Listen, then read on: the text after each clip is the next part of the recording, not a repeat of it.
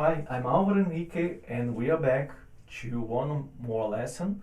We are working on Fernando Sor, famous study in B minor, where its correct publishing numbering is Opus 35, number 22, but is well known as the number 5 in the Segovia edition. It's a famous piece, probably from Sor studies. Is the more played, the more recorded, the more famous one. And indeed, if you play that for a common audience, people will enjoy. It has a very beautiful melody and it's very idiomatic for the guitar.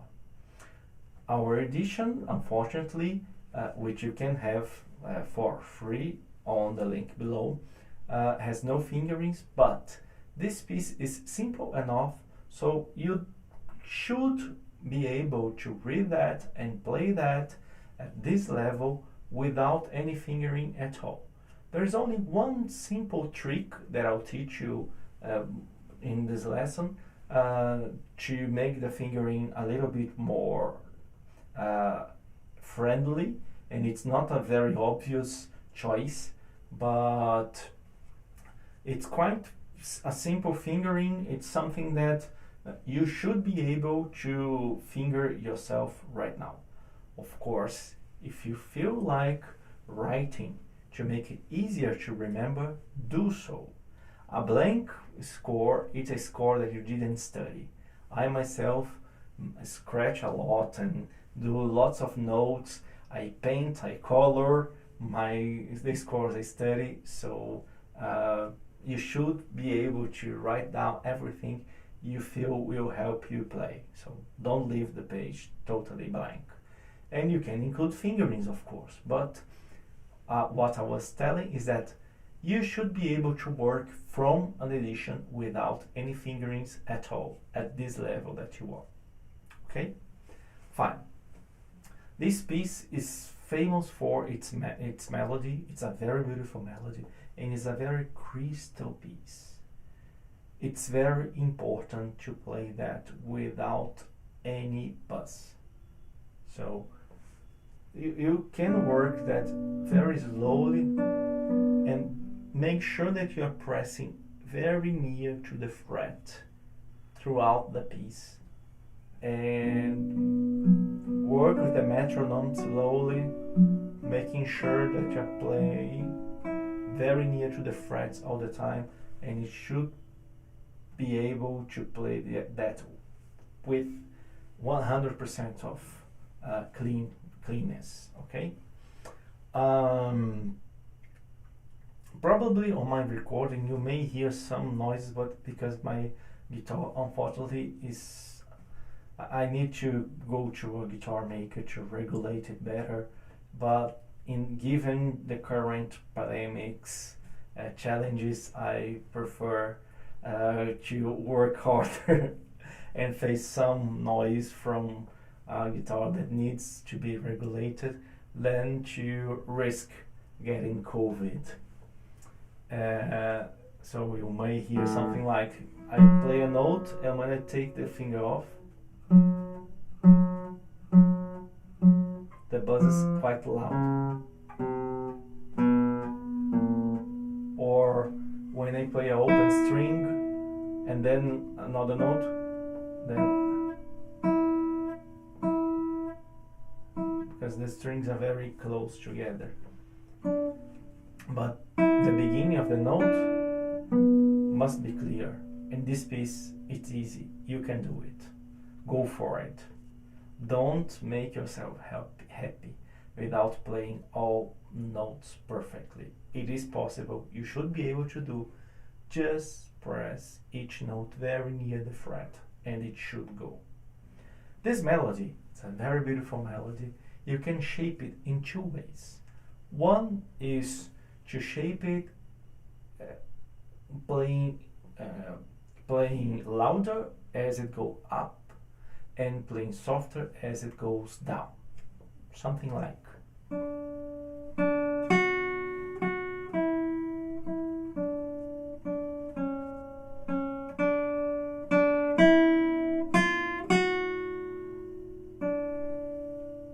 okay? But you can also shape with the harmony when it's a tonic or some chord of relief, you play softer, and when it's dominant, louder.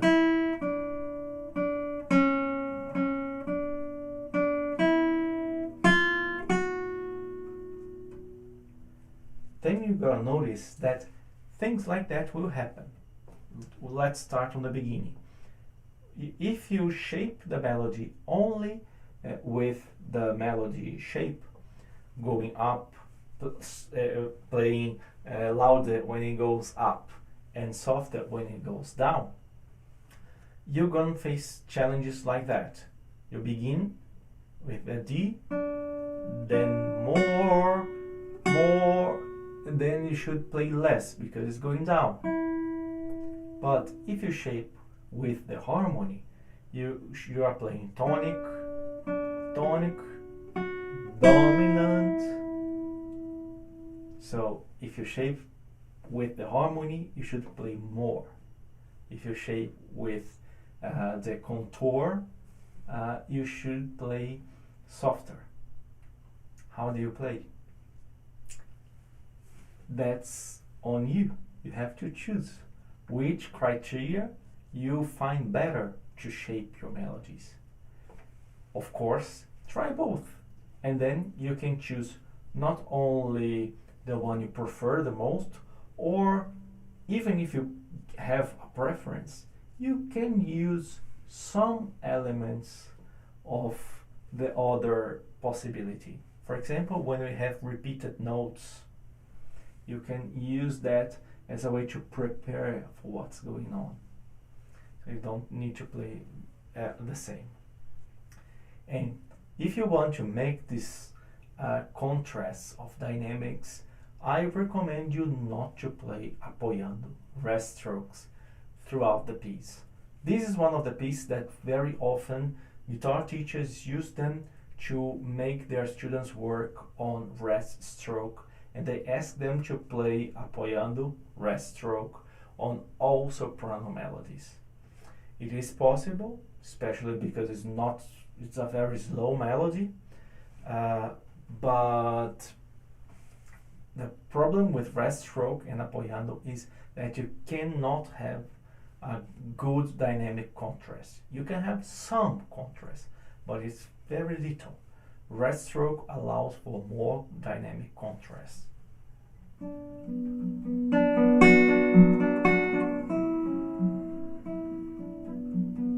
You can't do that with rest stroke. If you combine rest stroke and free stroke, then it's okay. Then you can have in the louder notes, you play apoiando, rest stroke, and on the softer notes, free stroke, tirando. Then it works. But rest stroke from first to last note, no dynamics. That's the result that's gonna have. I must remember also that rest stroke was invented by Tárrega, and Tárrega is one generation later. Sor didn't know what rest stroke or apoiando was. So, and it's easy for you to understand how to shape the melody, playing stronger when it goes up and softer when it goes down. It's just looking at the notes, how high and how low they are. But to understand the harmony, we have to go chord by chord so you can understand. Please have your score right now, and I'm going to play a little bit faster, just the chords, so you can write down faster, okay? So we begin at the tonic, then dominant, tonic, dominant, tonic, subdominant, dominant of the dominant, dominant, tonic, dominant, tonic. There's a wrong note on our edition, so it's tonic, subdominant, anti-relative, a substitute of the subdominant, tonic, dominant, tonic. Second part, starting the tonic, dominant, tonic, dominant, tonic, dominant, tonic, dominant. Then dominant of the subdominant. Wow, it's very far chord. Subdominant, dominant of the tonic relative, subdominant with sixth,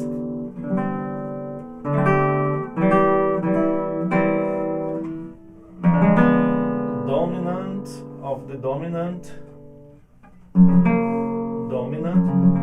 then we go back to the tonic. And you know, when you have a preparation to the dominant in a long note, and then we repeat from the beginning in the tonic, we have a cadenza. And you can improvise in a cadenza. On my performance, I did something simple. Just I kept the same notes and made some random arpeggio.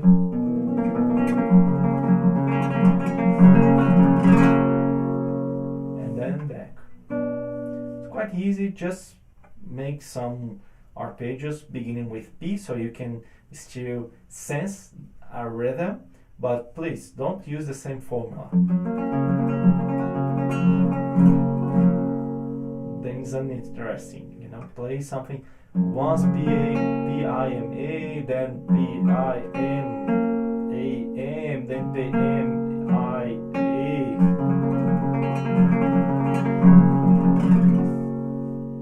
Play something quite random.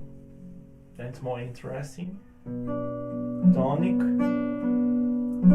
still tonic, dominant, tonic, dominant, tonic, subdominant, dominant of the dominant, dominant, dominant of the tonic relative, dominant of the dominant, dominant, tonic anti-relative, subdominant with sixth, tonic, dominant, and we end in the tonic. So now that you know the chord relations between tonic or tonic anti-relative or tonic relative, anything that begins with tonic, that has tonic, it's relief, it's softer. Subdominant, or anything with the subdominant in the name, is moderate tension.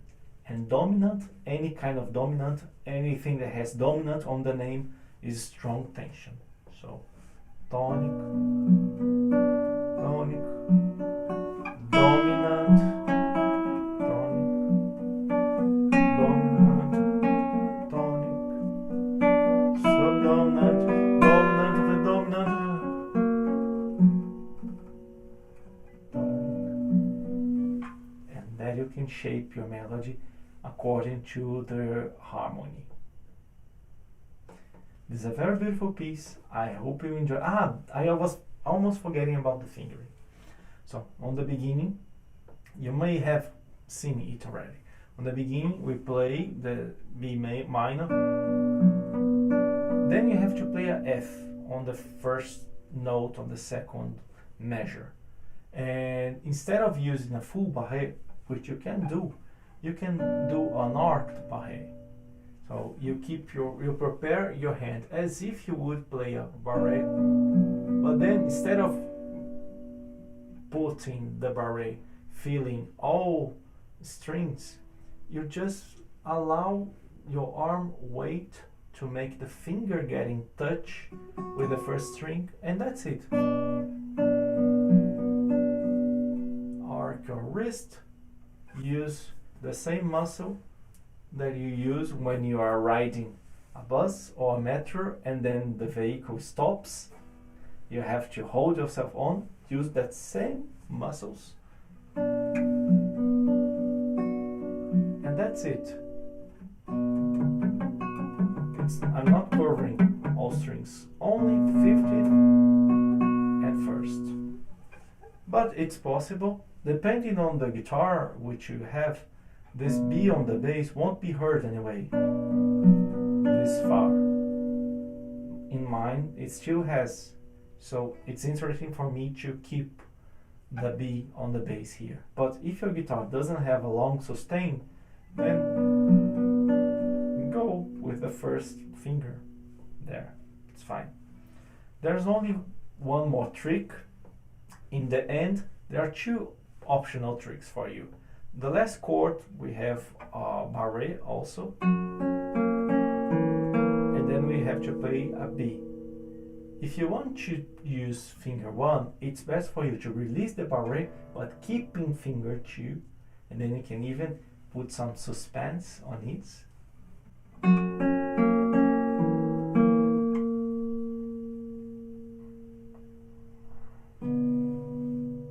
If you use that option, it's better if you play the last chord as soft as possible and hold the A sharp as much as you can.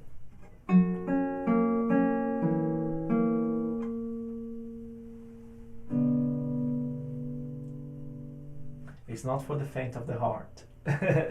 But if you want to protect your audience and don't make them have some heart attack, another option for you to change faster is instead of trying to do the same movement and risking making some buzz, go with the third finger.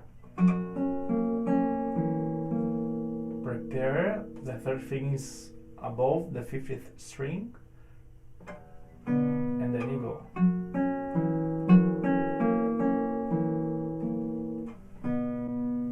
It's important if you are making that, release first and then change positions. If you try to release and change position, you'll buzz much more than if you just try to do. It's the first option, but taking all fingers at the same time fast.